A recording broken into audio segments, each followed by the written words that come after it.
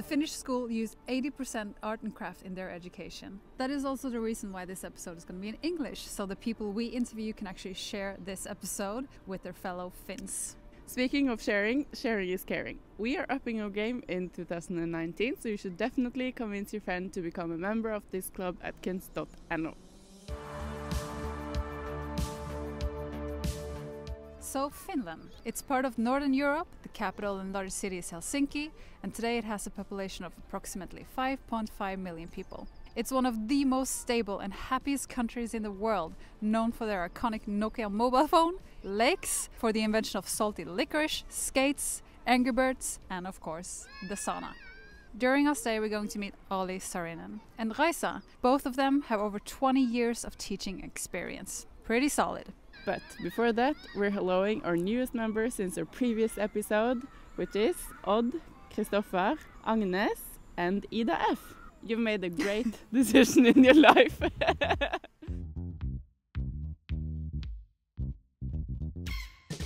Craft education, it's part of everyday life for the young students. It can be integrated to every phenomenon that they are dealing with. Like math and science. Yes, together with all these ones. We try to get the border of the subject away and work together. For example, the process that we are now starting with the 5th grade, so there we are going to have textile and this woodwork, but also elements from different all other subjects. It can be math, it can be geography, that students understand deeper, getting familiar with different kind of techniques, and then they start to plan their own project. So now we are going through 4 different techniques. It's not just to be practical, it's also aesthetic. It's also the brain. We try to activate also own thinking. Certainly the way we look a student, a holistic way, because a student has got several different kind of talents, and we try to encourage and we try to get those talents to flourish many ways. And that's why it's very important that we have craft, we have art, we have physics, and that's why it's wonderful to get a student feeling that I'm good in something, and you feel yourself that you are capable of doing things. We are not building super persons, no, but we try to find for everyone a feeling of being a super, being capable of doing things. Even though we Finns are not as Americans that we show and we tell it, but we do it silently, a silent way of knowing and doing things.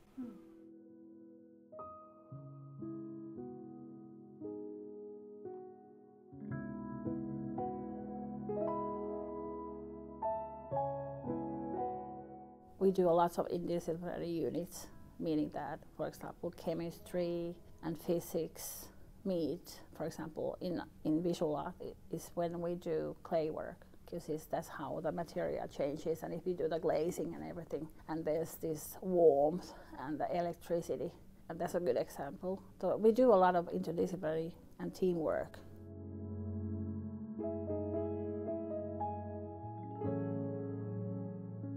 Starting already from the 1st grade, 7th grader, 8th grader, 9th grader, there's even more discussion with the class teachers. Hey, what are you doing in history at the moment? What are you doing in biology and math and physics and other sciences? That can I somehow combine in my work as well? And we do a lot. And because I think personally that science and art walk hand in hand, and that's our reality these days. How people make new inventions, and I think art makes a difference. All the arts like music and visual art and crafts. There's so much scientific research made, what an impact that it has, and it actually supports the academic theory-based subjects. And they play also in math. It's not just studying; they play a lot, and they learn by playing as well. And so-called new deep learning is happening. So.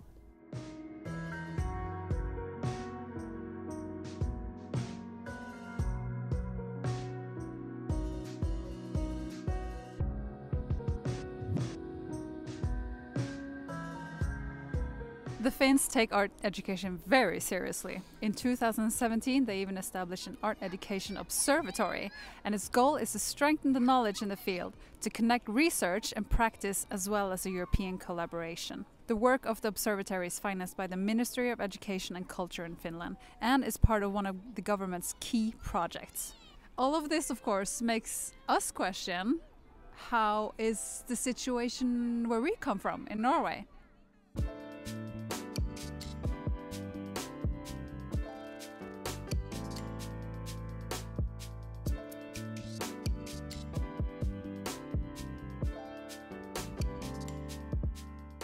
So back in Bergen, we're going to meet two art and craft teachers, Kristina and Hilde. But first, we need some facts. The Norwegian National Television, NRK, writes in a recent article that many schools in Norway rebuild their art and craft classroom into regular classrooms. Art and craft have also been much criticized for focusing too much on art and too little on craft. And this is something that Kristina is very much concerned about, especially the part where we talk about how practical subjects have been for a long time in Norway down prioritized.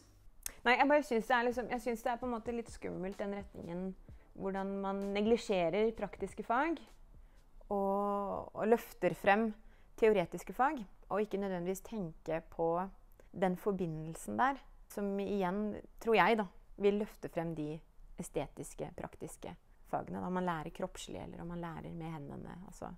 Jeg tror kanskje at det kan få konsekvenser for det norske arbeidsmarkedet i fremtiden, fordi hvis man på en måte ser bare her i Skandinavia, hvis man ser til Finland, hvis man ser til Asia, trukket frem kreative prosesser som en del av utdanningen deres. Finland har gjort det lenge. Vi vil absolutt ha behov for det innenfor innovasjon. Der tror jeg vi vil komme til kort etter hvert, dersom ikke kreativitet får et større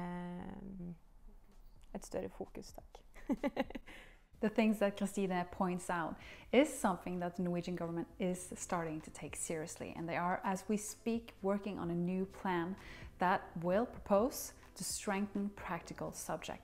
And we talked to one of the professors who are involved in this plan, Lisbeth Skregli. She writes in an email that she is skeptical and even critical of the rhetoric of justifying art and craft as a means for higher scores on PISA. In an article, she writes that she's happy to see practical and aesthetic subjects becoming a priority, especially since these subjects have been neglected for a long time. She arguments that the generation achievement, as she calls it, which means generasjon prestasjon in Norway, needs an aesthetic turn in education policy more than a prescription to become even more effective and high performing. It's exciting to see how our future schools will look like. But so far, students in Norway from 1st to 7th grade get approximately 0.3 hours of art and craft per school day the first 7 years of schooling. The older the students become, the less art and craft they get. It's safe to say that it's not a lot, and it's not integrated with other subjects like math and science, and it's not customized for each student and their talents.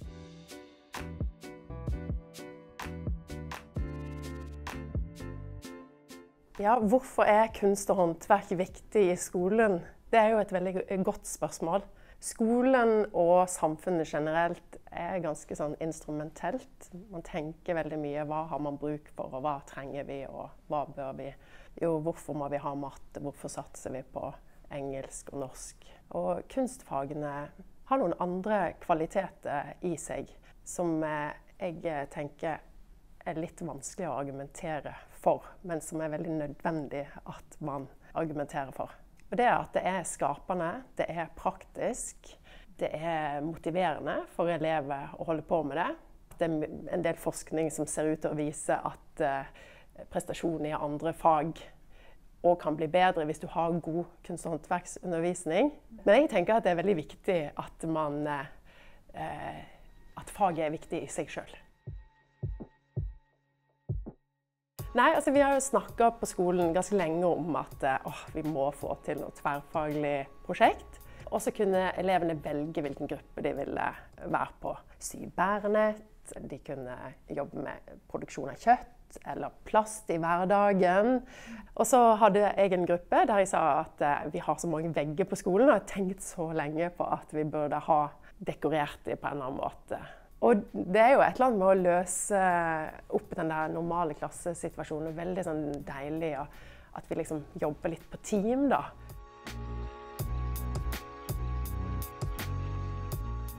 After making this episode and learning of all this, it seems to us in Kunst that Finland focuses on breaking down the dividing lines between subjects and experimenting with how different subjects can be mixed together. Finland and Norway might be wanting to get the same result, high-performing, effective, brainy employees, but the focus and the rhetoric and the structure around it is different. And one of the things that really fascinated us here in Kunst is to see how students in Finland are constantly being encouraged and set up to cooperate, because some are good in the practical and some are good in the theoretical. Finnish schools are teaching their students to master their lives and finding their talents.